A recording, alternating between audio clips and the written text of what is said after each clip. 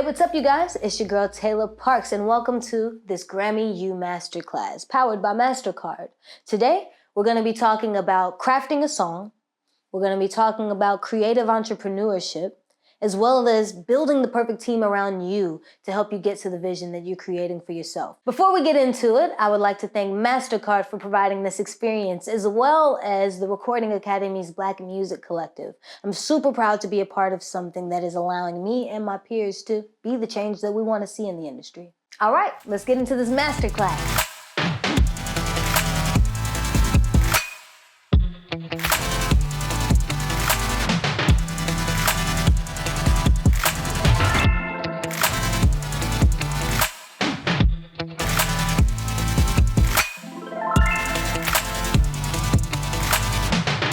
So the first topic we're going to talk about is creative entrepreneurship. And I think in order for me to tell that story best, I would have to take you back to the very beginning. I'm originally from Texas. Now I live in LA, so I'm a long way from home. But it all started with just an interest in music. As a kid, I grew up with my parents telling me to always be a student of my craft. Whatever that craft was going to be, they didn't know that I was going to decide to do music full time or anything like that. They just knew it was something that I loved. So it really starts off with saying, okay, I used to sing in Italian and also in the church because I needed to know the difference of me being naturally a singer. What's the difference between the different types of music and how people are approaching it? My parents would play Babyface and Brian McKnight and Erykah Badu, all people that later on I would realize were singer-songwriters.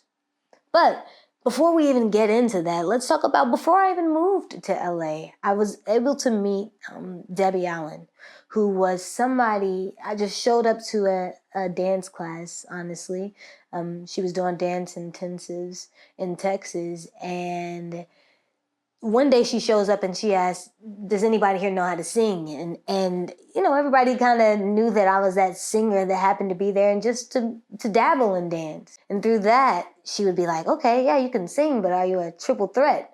And at the time, I didn't know what that was. And she was like, well, this is what acting is, right? And so I was like, okay, well, I didn't understand what acting is, but because I was so young, she explained it like reading a book, but I'm every character.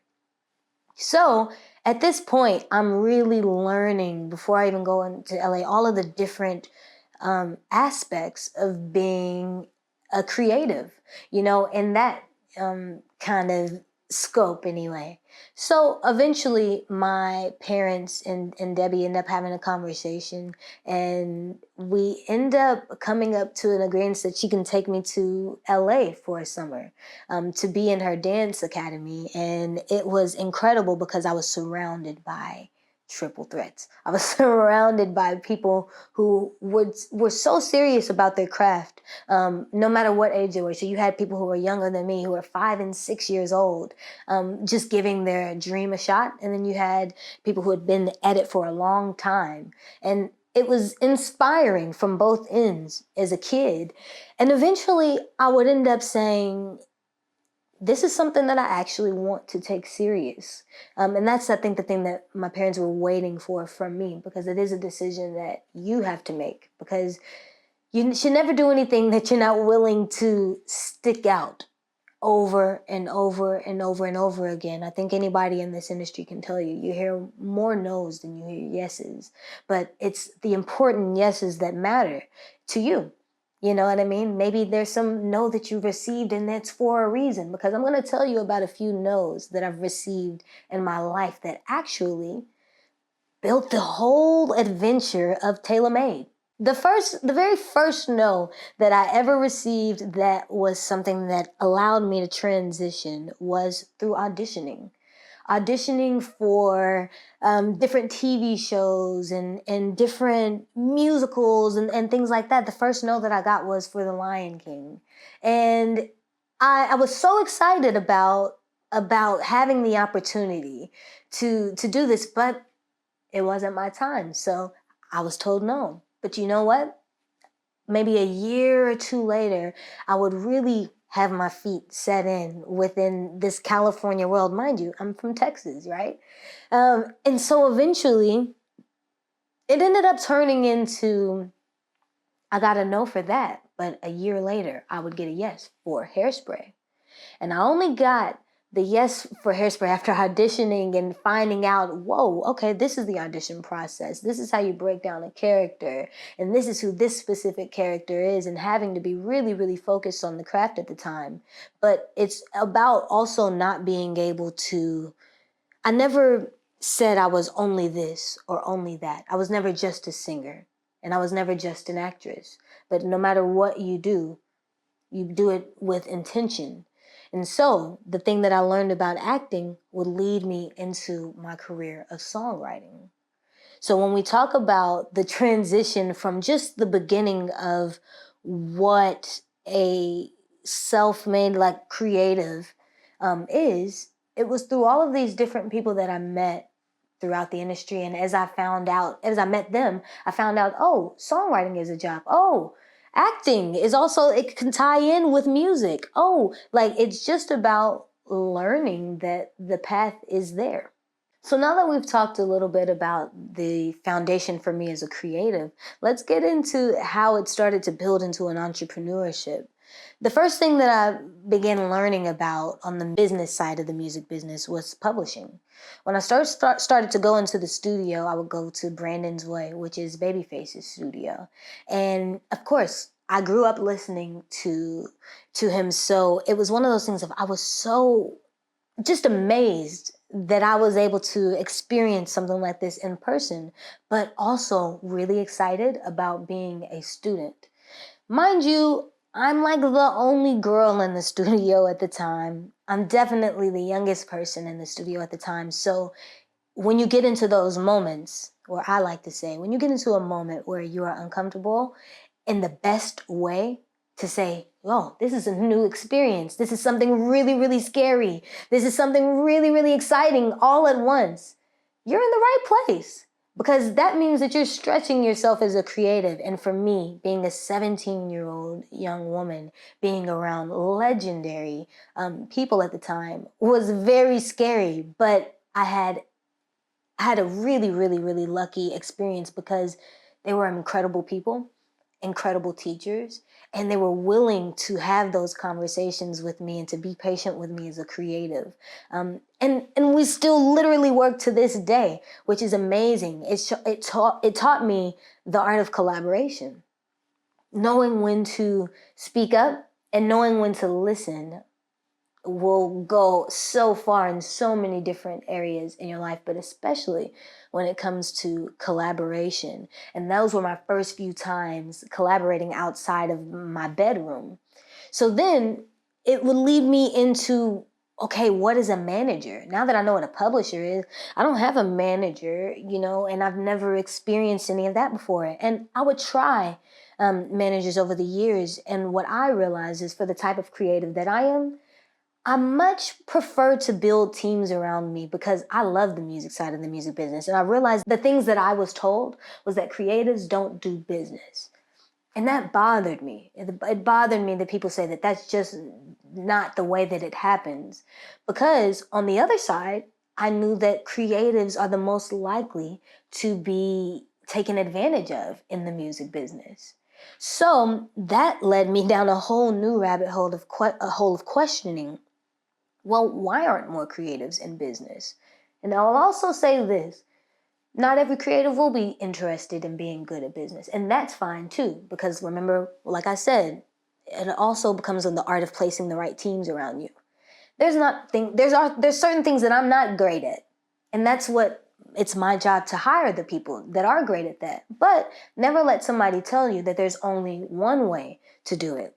Most of the times, artists and songwriters and producers, they just go into any old situation and say that this is the way that it's usually done. You go get a manager and then a publisher, and then it's a big name, and then you go get the check, and then you learn that you have to recoup. And then there's all of these other things that are just the standard of the music business.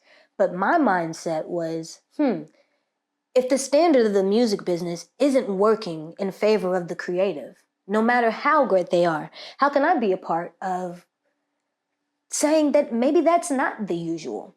And that's when I first came into the industry, because I would see years later the evolution of now somebody like me and like a lot of my peers saying, no, I know that that's the way that it's been done, but we're going to do it this way. Has been a part of changing the kind of scope of what the industry can become. That's what 30/20 was created by, of just saying, let's do management differently. And then, so you have Parx Pub, you have 30/20 management, and then you have my artistry. It took a really long time for me to say, I am ready to be on that stage.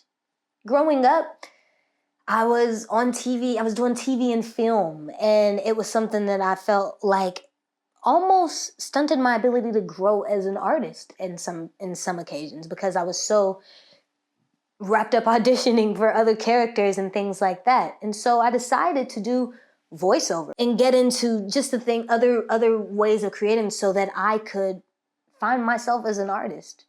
And through songwriting, it really, really, really helped me find my identity as an artist, which would be a whole new journey, a whole new level of learning what the music business is. So I had to get used to saying, oh, I've been used to being in the studio all day, to, wow, I'm on tour. I am in sold out shows and things like that, which is a whole new mindset anyway.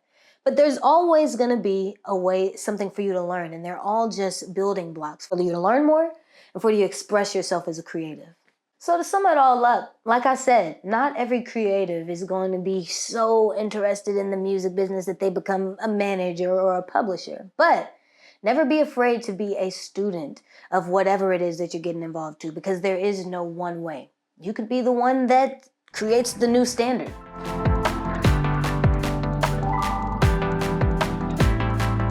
So now we are going to get into crafting a song. I always say this, but there is no one way to do it, but I'm going to tell you the way that I do it. I usually start off with, of course, a structure that most people in modern music go with. You have a verse, you have a pre-hook, a hook, another verse, another pre-hook, which is usually the same, and another hook. Now, sometimes you could even throw a post hook in there, or a bridge, which is something that you used to hear a lot more in the 90s, early 2000s, things like that. But I think I even love a good bridge to this day. And I think that there's always ways that you can make a song feel fresh, but usually it's that same format. And I think that it has to do with the way that humans take in music and information, right? So by the time your audience hears that first hook, you want to know that they're going to be singing it the next time that it comes. And when you're putting a song together, you're thinking about that journey that you're creating. You're thinking about, you want to start small, and then you grow into the pre-hook, and then you grow into a massive hook. And then you come bring it back down, but not too much, for the verse 2. And then same thing with the pre-hook. And there's different elements for you to be able to get those ups and downs in the song. Sometimes it's about building up the drums even more. Or maybe the second time you hear the second pre-hook, maybe you hear some strings that you didn't hear the first time. It's really about creating an atmosphere for that song and that body of music, and what is the emotion that you're trying to evoke. So going into emotions as a songwriter, the biggest thing that you can do for yourself and for the artist and producers in the room is have empathy. I think the most honest songs, everybody asks what a hit song is, right? A hit song is an honest song, and a song becomes a hit because of the fact that so many people can relate to it. There's a million different ways to say the same thing, but you know what humans do? They fall in love, they fall out of love, they get hurt, they build themselves back up again. Those are emotions that are timeless.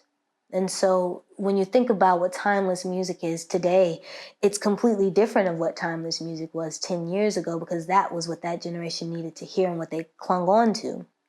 Now, as a songwriter, It's your job to create those records that are timeless for the people that are hearing it for the very first time.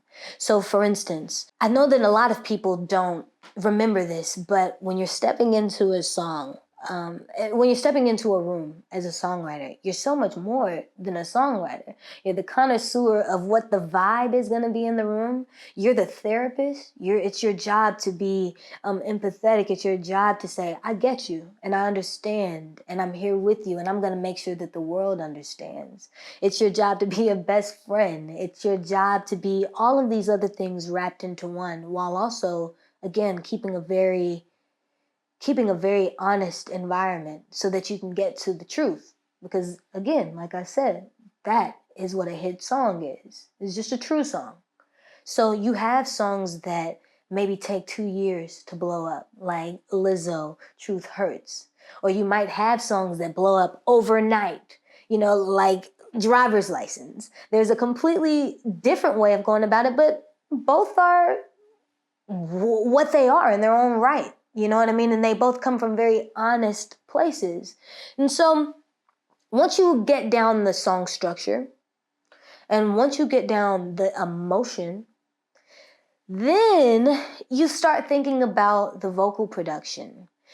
Growing up, I engineered myself, which is what I think is something super important. If you are a young songwriter or producer, there should be no excuse for you to not be able to get your ideas out. No matter whether you wake up first thing in the morning and you have an idea, or whether you are woken up in the middle of a night because you had such a great idea. There should be no excuse as to why you can't work on your craft. So I always was engineering myself and becoming, just better at that.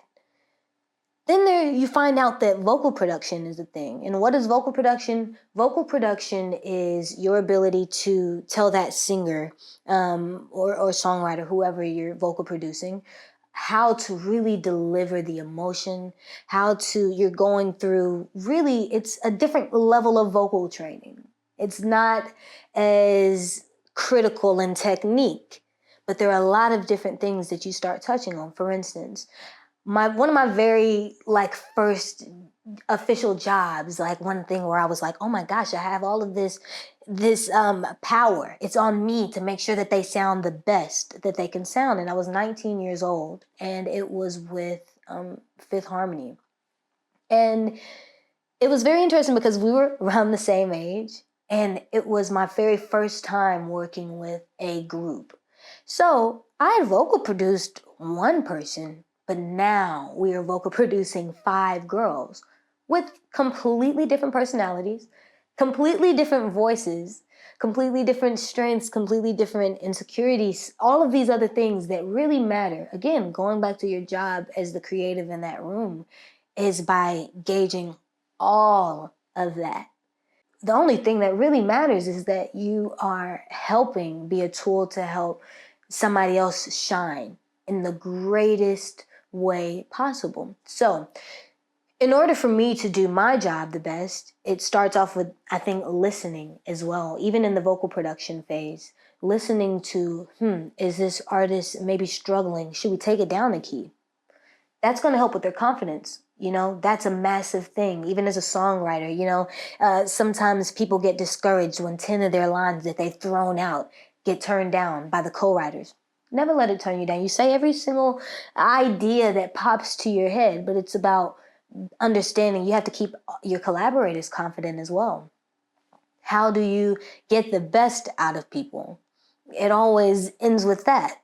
So, I think the thing that excites me is that every artist and producer and writer and songwriter are different.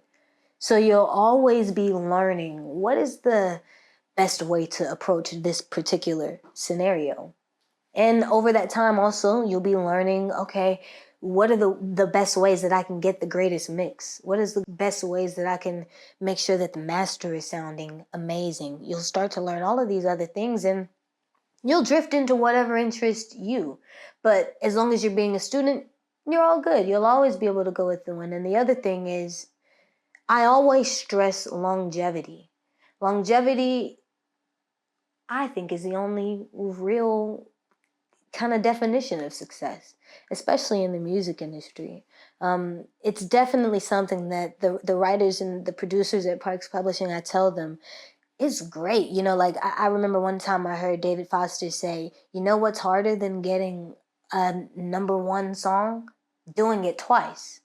And then again and again, and it just gets harder and harder and harder, right? But the thing about this industry and the charts and all of those other things is there's about 52 different categories in the Grammys, from children's to jazz to, there's always a space for it. There's so much time to release music in a year. There's so much time to literally build it out whatever way you're planning on building it out. But it always just starts out with making sure that you're creating an environment that people feel like they can be genuinely themselves in, having the empathy to understand what somebody else might be going through, because that's what you're going to be putting into these songs, and something that I was able to learn from my previous experience in just acting. And I was also always a pretty sensitive kid when it came to those types of things as well. I'll admit that. And then also the other thing of just learning collaboration and understanding and defining whatever success is to you. When I first started, I didn't realize what a sync license was. I didn't realize when you only can place success in a hit song, you're really, really boxing yourself in. You know what I mean? I think that that's the other extremely important part that songwriters, and when you're crafting a song, you should know. It doesn't have to go to the biggest artist in the world. It doesn't have to be the #1 radio hit. Those are nice as well, but you also are going to have these moments where maybe you want to do a Broadway play. Maybe you want to do whatever. There's a million different ways for a song. You could be the person who designs the thing that goes into Tesla cars around the world. There's so many different ways to exploit a great catalog, or whatever that sound is for you. So never limit yourself to only thinking success is a hit song as well.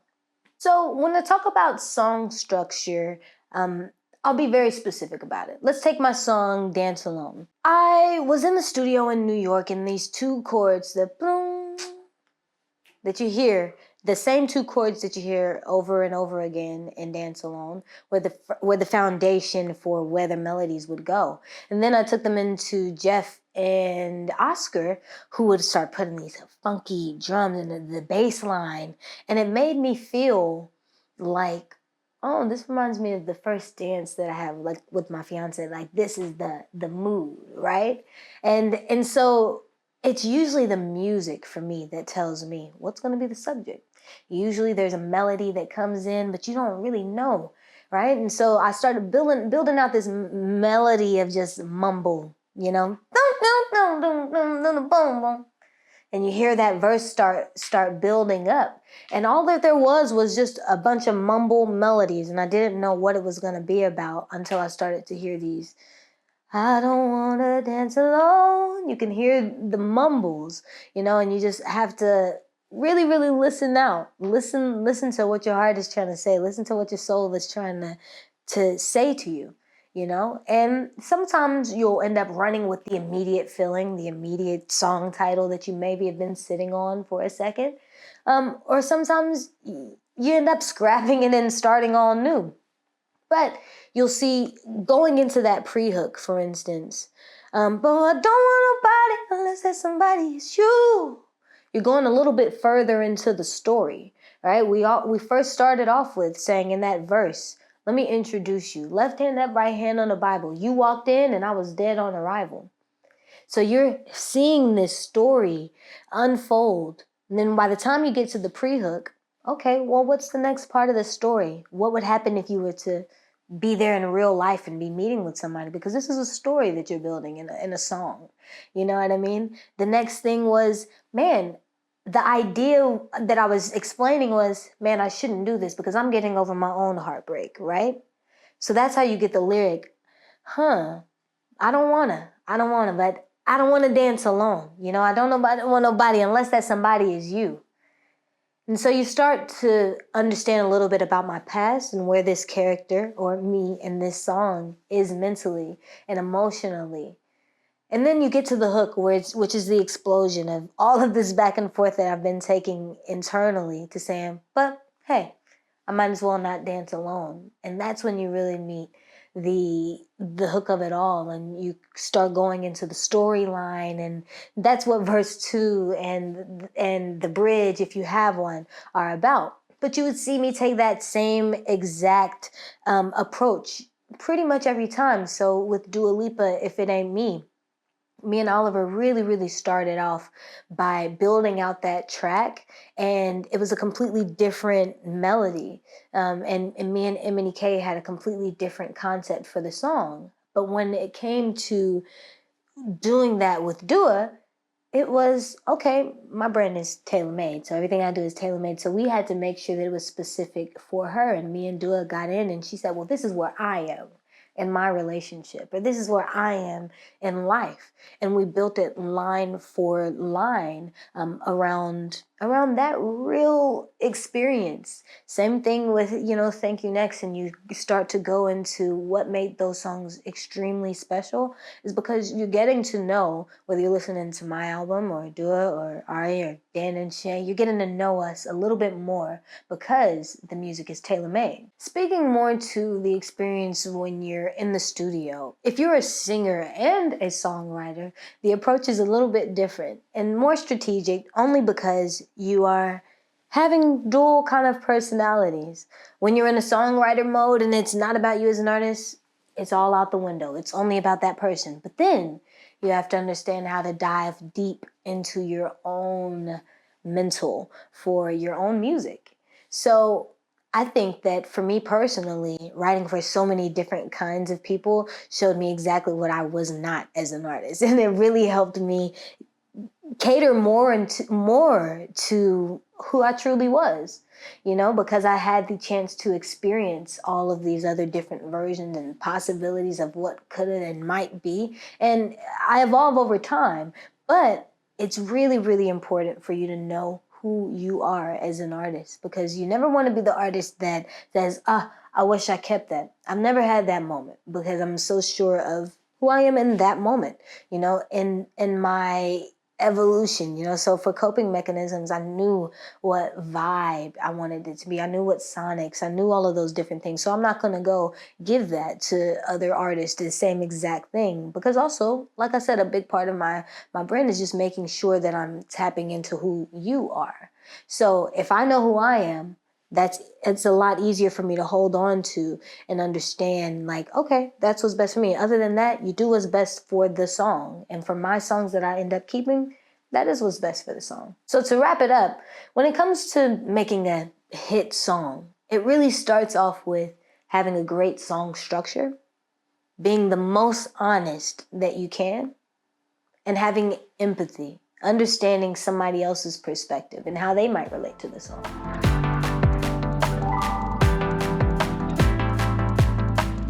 So now that we've talked a bit about creative entrepreneurship, crafting a song, I want to talk about creating the perfect team for you.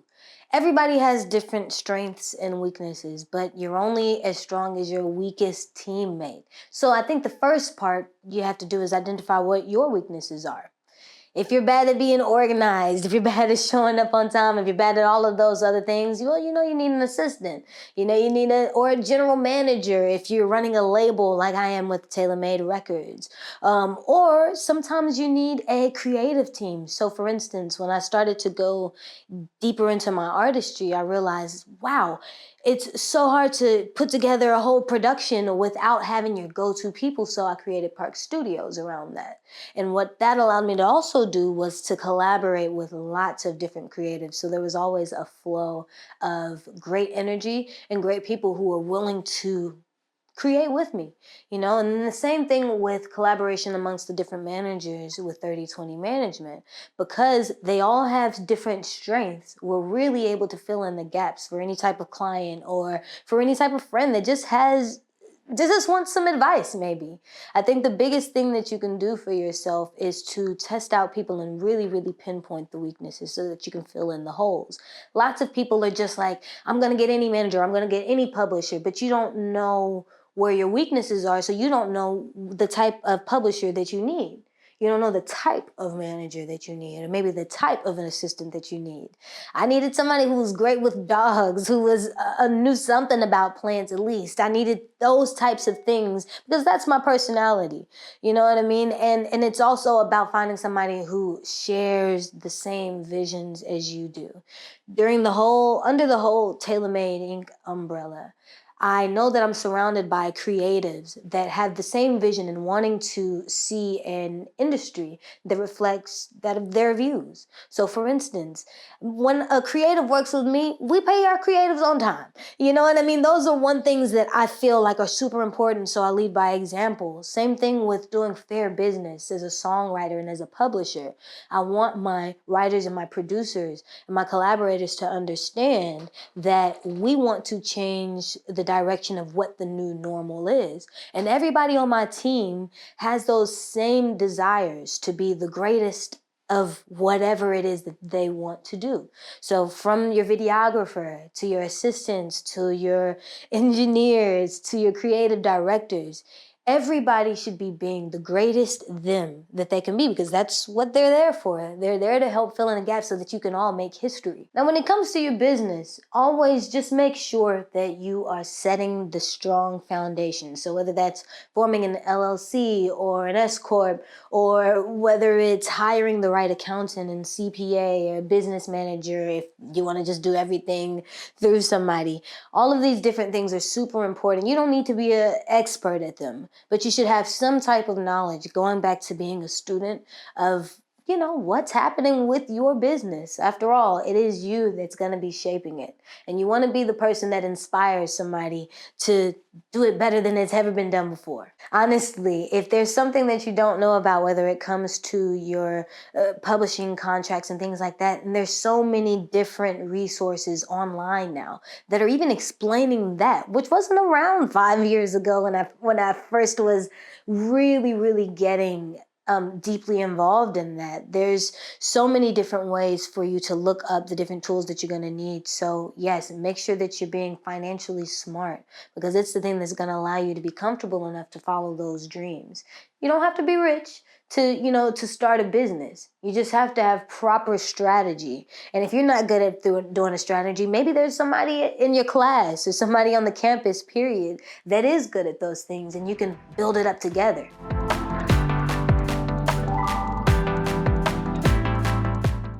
Hi, I'm Tiffany Blossom, singer, songwriter, musician, and I've been told that it's very critical to always remember your why. So I like to know, what's your why? I'd also like to know, where do you get the inspiration for your music from?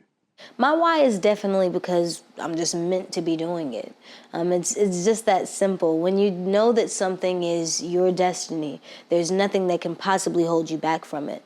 And as far as the inspiration and where I find it, it's all around me every day, from the moment that I wake up, every moment that I get a chance to breathe, from the conversations that I'm overhearing to the conversations that I have with the strangers or friends or whatever, to the things that people don't say, and it's all in their body language. That's where I get the inspiration for my music. Hi, my name is Kelly. I'm from the New York chapter, and my question is regarding artist branding. I was wondering what your thoughts are on, in the age of social media, we are all consumed by a variety of different social media platforms, and so are artists, and there's so many to choose from. And what are your recommendations for artists trying to pick the ones that are best for them and how to build their brand through these platforms? Thank you so much. When it comes to the social media platforms and your kind of identity within them, you have to look at, well, first of all, your analytics, your data that you have access to, and what your fans like to see from you. Whether it's your fashion, that depends off of whether you're going to get your fits off on Instagram, or whether it's they like to see you create, and maybe that's something that would do well on Twitch. Or, whether you have a younger fan base that goes into more of the, the TikToks and things like that, and your personality and your comedic timing. All of those things play into where you belong and what your identity is within that social media platform. Hi, thank you so much for taking the time and for being here. My name is Alyssa Garcia, and I'm a songwriter, and I know a lot of people talk about what it's like to market and brand yourself as an artist, and I was wondering, as a songwriter, what are the similarities and differences between marketing yourself as a songwriter as opposed to marketing yourself as an artist? Thanks. I think that marketing yourself as a songwriter and marketing yourself as an artist go hand in hand. For instance, when I first started writing, they weren't really telling songwriters, you do need PR.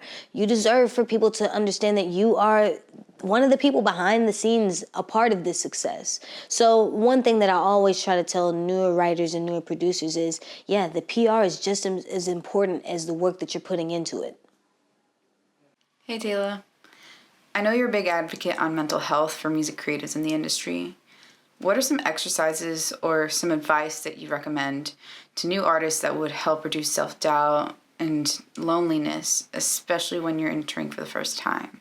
I think self-confidence is one of the greatest gifts that you can give yourself for free. And it's something that you're gonna need a lot of in this industry. From, when you first start, and also to when you get on the top and then things are going up and down, which is inevitable throughout your career. But some of the things that help me are practicing my mindfulness, gratefulness, and gratitude. And also just those different affirmations and reminding myself what I believe in and that I believe in myself.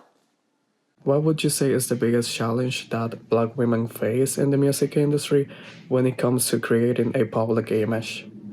Thank you so much for taking my question, and stay safe. I think one of the biggest things that I realized was a massive challenge is that you were placed in genre based off of color versus what was actually coming out of your mouth. You know what I mean? So when I first came into the industry, it was about, them trying to place me into rooms that were hip hop or R&B. And even though they're very slighted and undertones of, discrimination, they're there. But the biggest part that you can do is prove all of it wrong by being the greatest at what you do. So at the end of the day, people are trying to find hit songs. They don't care if it's a purple person that wrote it. But what you have to do is understand that your voice matters in any room that you are willing to be great in.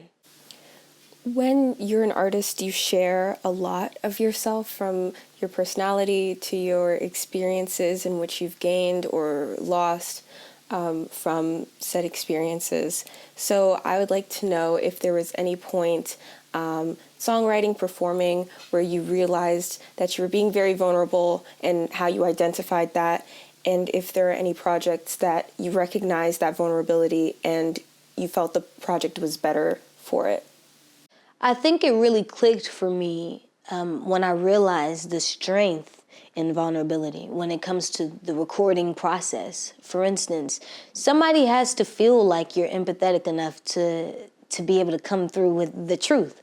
You know what I mean? A massive part of your ability to be able to connect is to be able to be vulnerable and to say, I understand you and I hear you and I'm not judging you for anything that you're telling me, but I'm just somebody who's gonna make sure that the world relates to that. Hey, this is Sonny 2 from the DC chapter of the Recording Academy, here to ask the following. What are some benefits and hardships of writing and branding in a specific genre of music?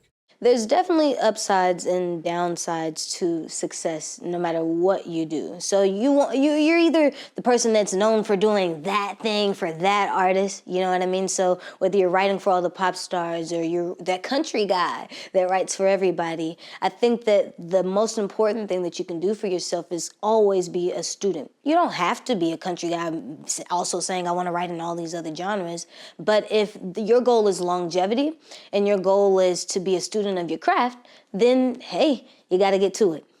Hi Tayla, I am such a big fan of your work. I think Thank You Next is absolutely incredible. So my question for you is, how did you break into the industry as a songwriter? I'm gonna be real. I broke into the industry by kicking the door down. There was nobody that was gonna give it to me. As a young Black woman, it was just about holding the standard and going above and beyond everything that I had to do to make sure that I knew that I was giving my best. Hi, Tayla. Thank you so much for sitting down to answer my question. What I want to ask is, I love your use of colors in your branding, in your outfits, and your album art. And I was just wondering, is that something you think about when you're actually writing and recording the songs? Or is that something that develops once the songs are already completed? Every project is different, but most of the times for me, it's the song that tells me what this era is going to look like. You know what I mean? From the colors, is it up and down and bright and happy, or is it something that is more summer and moody? It's definitely the music that should always be telling you the creative kind of scale that you're going to be going throughout that entire era. Hi Tayla, my name is Lauren Campbell and my question is on finishing songs. So I often write in the moment, and when I do, I'll send a voicemail clip of myself singing some type of lyric that I've written. At the time, I don't know whether it's a bridge or a chorus or whatever it is, but I'll send it to myself to write around it later. And later sometimes at night, and later sometimes months. But when I do eventually go back to write around that lyric, I can't get back in the headspace that I was in when I first wrote that lyric. And my question to you is, when you do have a lyric that you love and would really love to include into a song, how do you write around that? Or how do you fit that into another song? I think when it comes to reusing or trying to get a song right, it starts off with just doing what's best for the song. So sometimes you can have a lyric that you love and that you've been trying to use for months or years or whatever it's been, but maybe it just is not the best fit for the song. But I will tell you, I've rewritten a song 3 and 4 times to try to get that concept across the right way. Because again, it's all about what's best for the song. For instance, my song Fight, with Florida Georgia Line, I had tried to write that concept so many times before, and it wasn't until I linked up with them and collaborated with them on it that it was the perfect way that I was trying to say it. Hi, I'm Matt, and one question I have is, what are some tips to creating a successful brand that's unique to you, but at the same time can connect to a pre-existing audience that might like your music?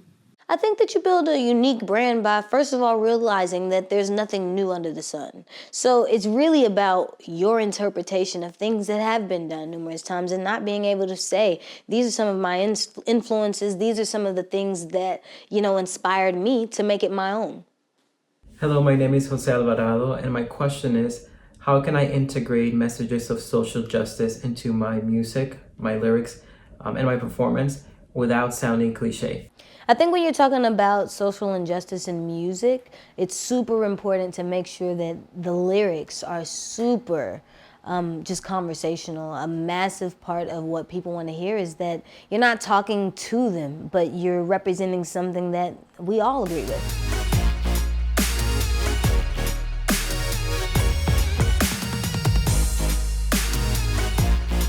Thank you guys so much for all of the amazing questions. Shout out to Grammy, you, Mastercard, and BMC for having me. This was an amazing masterclass and I had such an incredible time sharing my experiences with you. I hope that you learned something and also just keep being a student. Keep creating the vision that you want to see. Make sure you check out my new album, Coping Mechanisms, out right now and keep dreaming.